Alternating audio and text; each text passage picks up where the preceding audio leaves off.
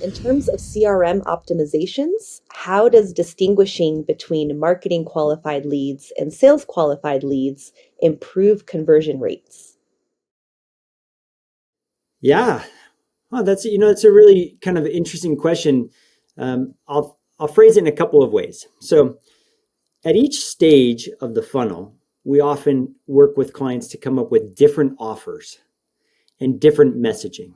So people care. So for example, someone may not be interested in a white paper at the very top of the funnel. They might have to be further down. Or they may not be interested in a webinar at the very top of the funnel.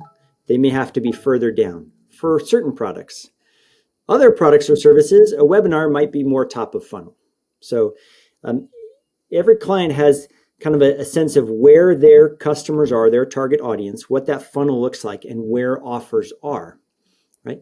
We need, in order to hit numbers from a sales perspective, you need a lot of people, usually more marketing qualified leads, MQLs, to be understanding products and services. And we need to be qualifying those people for sales. And then you get a smaller number of people, obviously, who are sales qualified, and then a smaller number that convert.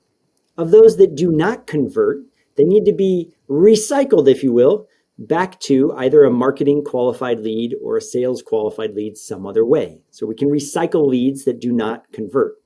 Even dead leads can be recycled, quote unquote, dead leads. We've made a lot of money on dead leads. So it really helps us in terms of conversion. Conversions is a numbers game. So you have to know how many leads are at each of these different stages to hit the sales volume and revenue that you want. If we don't have enough MQLs in the funnel, how do we get them? If we don't have enough sales qualified leads, then the question is, how do we get them? And if we don't have enough sales, right? So each of these numbers essentially help us with reporting, and the reports help us make decisions about how to spend our money, our time, and our effort to get more business. Yeah, and excellent points, Alex. I'd like to add, as you were talking about it, it came to mind. It's really this journey down the funnel and converting at the bottom, Tracy, as you're asking about how do we improve those conversion rates. It's really, you could look at it like dating.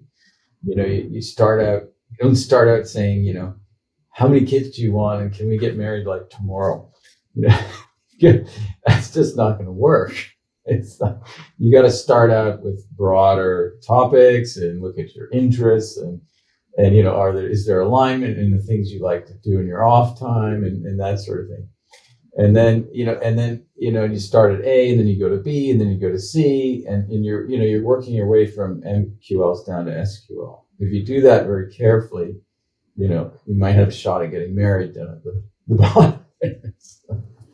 Yeah. And a lot of people are doing a lot of research. It's like, I wonder if it's more like partially like online dating. It's like, well, they've already checked you out, right, online before they even decide whether they're interested.